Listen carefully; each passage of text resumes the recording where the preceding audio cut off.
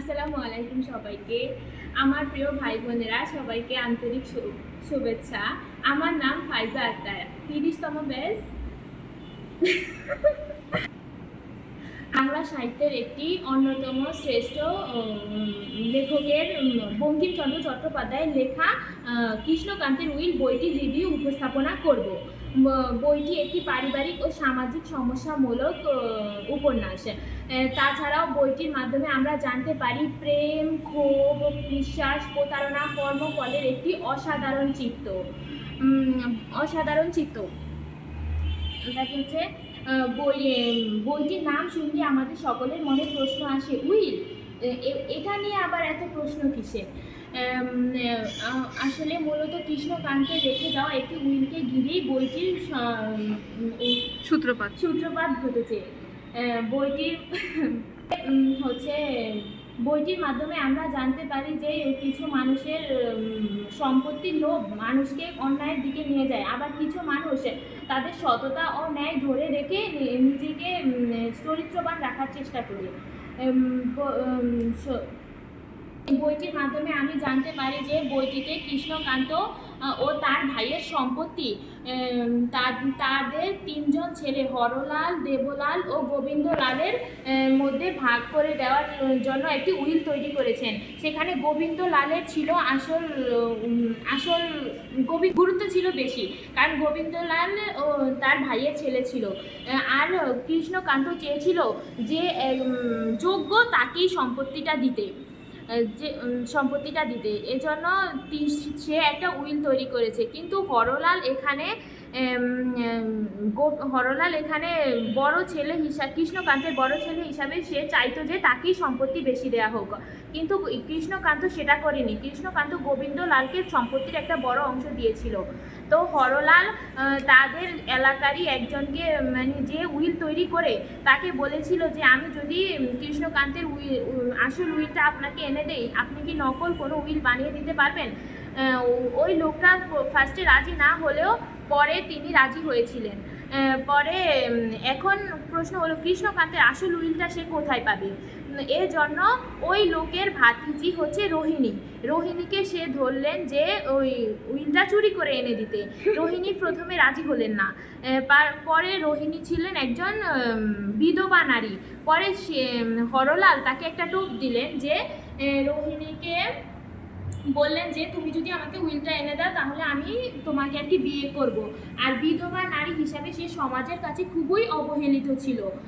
আর সে মনে মনে ভাবলো যে আর 5টা মেয়ে যেভাবে সমাজে থাকে, আমি এত ছোট বয়সেই বিধবা হয়েছি, তা আমার কি অধিকার নাই ওভাবে থাকা? সে একদম গহনাগাটি কিছুই পড়তে পারতো না, এটা তার মনে একটা ক্ষোভ ছিল। এজন্য সে ওই হরলালের কথায় রাজি হয়ে উইলটা চুরি করতে রাজি হলেন। পরে রোহিণী উইলটা চুরি করে আনার পরে রোহিণী হরলালকে বললেন যে আপনি আমাকে বিয়ে করেন, তাহলে তারপরেই আমি আপনাকে উইলটা দেবো, তার আগে দেব না। তো হরলাল সেখানে রোহিণীকে বিয়ে করতে রাজি হলেন না, উইলটা চাইতেছিলেন। তখন রোহিণী উইলটা দিল না। রোহিণী হচ্ছে যায়া উইলটা আবার কৃষ্ণকান্তকে ফেরত দেওয়ার ছিল, মানে গোবিন্দলালকে ফেরত দেওয়ার জন্য গিয়েছিলেন। তখন সে ধরা পড়ার পর সবাই তাকে জিজ্ঞেস করে যে তুমি যে উইলটা ফেরত দিতে এসেছিলে, তাহলে তুমি উইল কোথায় পেয়েছিলে? এর জন্য গোবিন্দলালের কাছে সে অনেক খারাপ হয়। সমাজে সবাই তাকে খারাপ চোখে দেখা শুরু করে যে সে চুরি করেছে, খারাপ একটা কাজ করেছে, উইল চুরি করেছে। পরে হচ্ছে সেখান থেকে রোহিণীর মনে আরও ক্ষোভ জাগে। গোবিন্দলাল একদিন আবার রোহিণীর প্রায় দেখা হতো হচ্ছে, রোহিণী যখন পানি আনতে যেত বা ইয়েতে যেত ঘুরতে টুরতে, তখন হচ্ছে গোবিন্দলাল আর রোহিণীর মধ্যে কিছুই ছিল না। গোবিন্দলালের আবার একটা বউ ছিল, নাম ছিল ভ্রমর আর গোবিন্দলালের সম্পর্ক খুবই ভালো ছিল। কিন্তু একদিন হচ্ছে রোহিণী ওই সমাজের ওইসব কটু কথা এসব মেনে নিতে না পেরে সিদ্ধান্ত নিল নিজের জীবনই দিয়ে দেবে। এজন্য সে আত্মহত্যা করার চেষ্টা করলো, পুকুরে ঝাঁপ দিয়ে। তারপর সে আত্মহত্যা করার চেষ্টা করলো, কিন্তু সে জ্ঞান হারালো, কিন্তু তার মানে মরলো না, গোবিন্দলাল দেখে ফেলেছে। গোবিন্দলাল তাকে নিয়ে তার কাছে রেখে সেবা যত্ন করে সুস্থ করেছে। যেহেতু গোবিন্দলাল একজন যুবক পুরুষ আর রোহিণী একজন যুবতী মেয়ে, আরও বিধবা নারী, এজন্য হচ্ছে যায় সমাজের মানুষ তাদের নামে নানা কটু কথা, এমনকি তাদের বিরুদ্ধে চরিত্রহীন ওই সেই বলে তাদেরকে একদম গোবিন্দলালকে হচ্ছে যায় অনেক ইয়ে দিচ্ছে। এটা আবার ভ্রমরের মনেও একটা ইয়ে ফেলছে যে আমার স্বামী চরিত্রহীন, পরকীয়া করে। এটা হচ্ছে ভ্রমর সহজে বিশ্বাস করতো না। ভ্রমর খুব সহজ সরল, কিন্তু ভ্রমর চরিত্রটা হচ্ছে যে বঙ্কিমচন্দ্র চট্টোপাধ্যায় ভ্রমরকে অত সুন্দরী হিসাবে উপস্থাপনা করেন। কালো সহজ সরল একটা মেয়ে, কিন্তু রোহিণী ছিল খুব সুন্দরী একটা মেয়ে। তো একটা সময় যে গোবিন্দলালের মনে এটা যে আমি যে কাজ করিনি, আমি আমার বউয়ের প্রতি লয়াল ছিলাম, কিন্তু তারপরেও সমাজ যেহেতু এটা বলছে, গোবিন্দলালকেও একটা সময় রূপ কাবু করে ফেলেছে যে রূপ যে এখন যেহেতু এটা হয়েছে তাহলে আমি রূপের দিকেই তাকাবো। তো রোহিণীর কাছে গোবিন্দলালের মনে রোহিণীর জন্য একটা তৈরি হয়েছে। আবার কিছু দাসীরা ছিল যে ভ্রমরের কাছে এসে এসে বলতো এই সেই রোহিণীর নামে, আসলে কিন্তু রোহিণী কিছুই করেনি। রোহিণীর নামে এটা বলতো, গোবিন্দলালের রোহিণীর সাথে সম্পর্কে এসে এগুলো উপস্থাপন করতো। করার পরে যায় তখন গোবিন্দলাল একটা সময় যায়া রোহিণীকে নিয়ে আলাদা একটা জায়গায় থাকা শুরু করছে কিছু দাসীদের নিয়ে। পরে থাকতে মানে পরকীয়ার মতোই ছিল। পরে গোবিন্দলাল একটা সময় উপলব্ধি করলো তা আমার ভ্রমরই ভালো ছিল, যে আমার ভ্রমরের মতো ও না, রোহিণীর মধ্যে সে কিছুই খুঁজে পাচ্ছিল না। পরে এক সময় ঝামেলা বাঁচতে বাঁচতে গোবিন্দলাল নিজে রোহিণীকে গুলি করে মেরে ফেলেছে। পরে গোবিন্দলালের হচ্ছে পরে কেস হয়েছে, পুলিশে নিছে এসে। পরে ভ্রমর আবার এইসব মেনে নিতে না পেরে অসুস্থ হয়ে গিয়েছে। অসুস্থ হয়ে সে আসল চিকিৎসা করে নিয়ে ওষুধ খাইতো না। পরে একটা সময় ভ্রমরও মারা গেছে।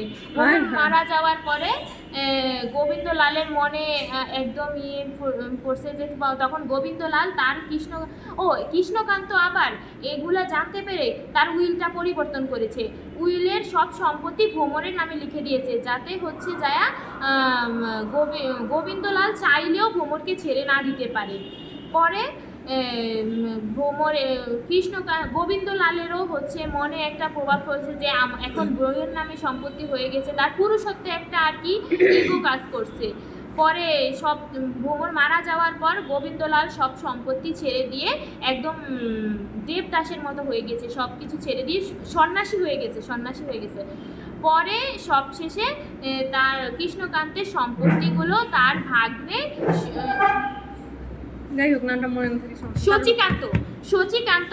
সচিকান্ত পেয়েছে। সচিকান্ত একটা স্বর্ণের মন্দির তৈরি করে সেখানে একটা ভ্রমরের একটা মূর্তি তৈরি করে ভ্রমরের রেখে দিয়েছিল যে কেউ যদি কখনো ভ্রমরের মতো হতে পারে তাকেই সে সম্পত্তি করবে। পরে গোবিন্দলাল একদিন এসে দেখছিল, তারপরে গোবিন্দলালকে বলছিল সে। পরে গোবিন্দলাল কি সব কিছু ছেড়ে সে তার মতো চলে গেছে। এই সবশেষে আমরা বলতে পারি যে উপন্যাস থেকে আমি শিখতে পেরেছি যে আসলে লোভ কখনো মানুষকে আসল সুখ দিতে পারে না, বরঞ্চ ধ্বংসের দিকেই নিয়ে যায়। চরিত্রই হচ্ছে মানুষের আসল সম্পদ।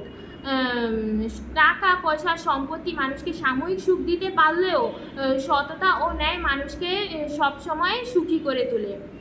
তারপরে হচ্ছে এই উপন্যাসটা ঊনবিংশ শতাব্দীর হওয়ায় আমাদের জেনারেশনে পড়তে একটু কষ্ট হলেও মনোযোগ দিয়ে পড়লে আমরা ঠিকই বুঝতে পারবো উপন্যাসটি।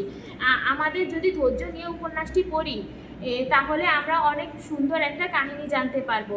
উপন্যাসটির লেখার মাধ্যমেই লেখকের লেখার সৌন্দর্য উপন্যাসটির মাধ্যমেই ফুটে ওঠে। আমার মতবাদ হচ্ছে উপন্যাসটি যদি আমরা ধৈর্য সহকারে পড়ি আমরা হচ্ছে অনেক সুন্দর একটা গল্প জানতে পারবো, আমাদের সমাজের মানুষদের সাথেই তুলনা করতে পারবো।